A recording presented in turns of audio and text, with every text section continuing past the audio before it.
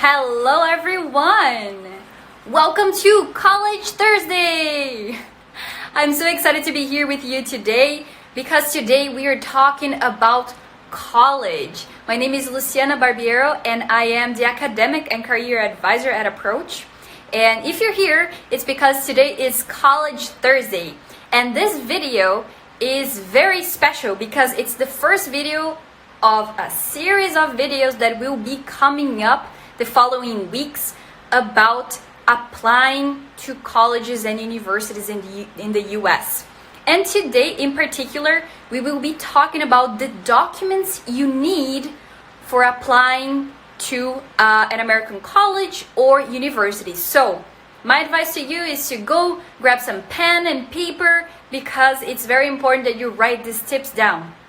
Today's video will be very short, just an overview of the documents that you will need for your application process here in the US, all right? And again, in the upcoming weeks, we will be releasing different videos about each particular piece of the application process. There will be more details to help you in your application process. All right, so are you ready?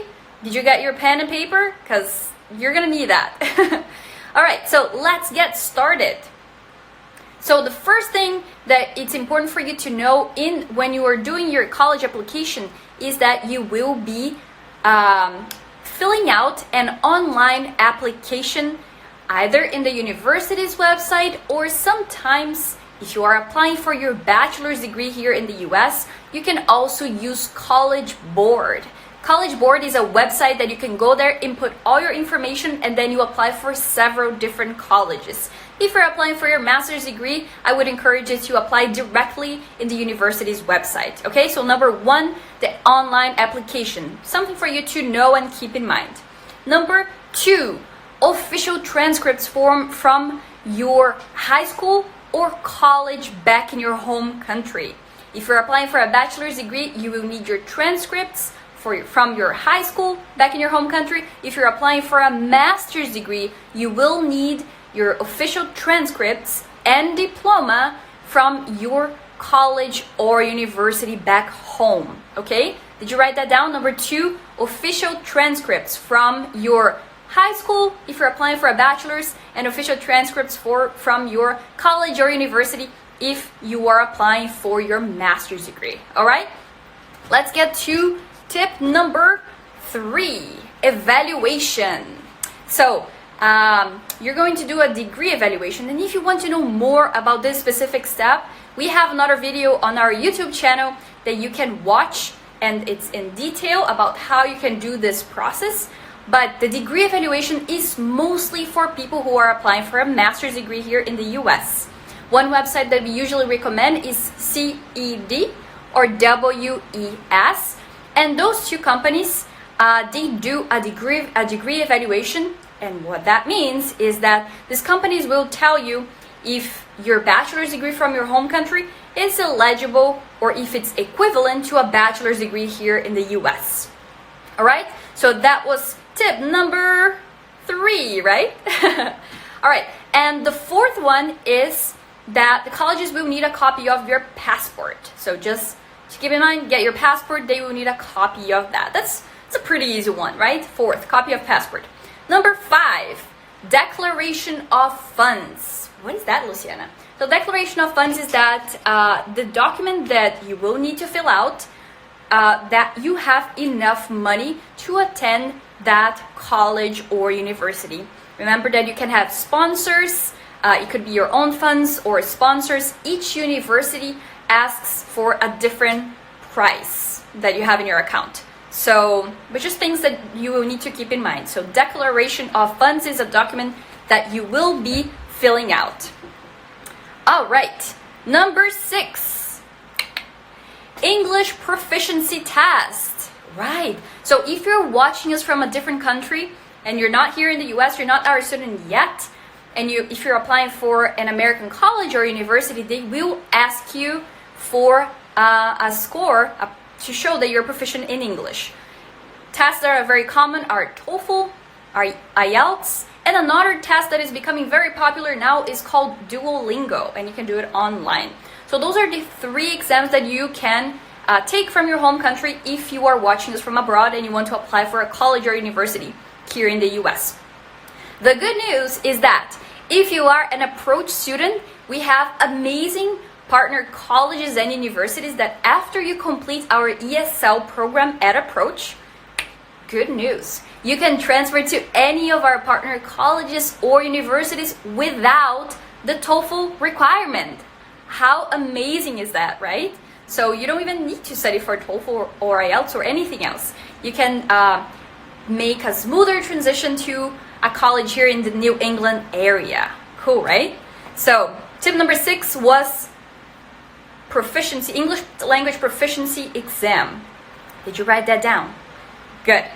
Now, 7, and this is mostly for people who are applying for a master's degree in the US, okay? Usually they will ask you for your resume. What is your resume or your CV? Resume or CV? In your resume or your CV, you will be sharing about your academic and professional background, all right? So in your resume or your CV, you will be sharing more information about your academic and professional background. And we will have a video on this series explaining how you can write your resume coming up soon, all right? So did you write that down? Tip number 7 is your resume. Now, tip number 8, they will ask you for letters of recommendation. What is that, Luciana?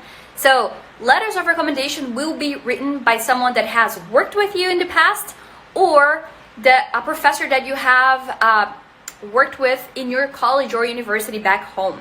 So pretty much the letter of recommendation will be someone that knows you really well from your academic or professional background. And this could be either back from your home country, or it could be here if you're at Approach and you have one of your teachers that knows you really well. This teacher could be writing the recommendation letter for you.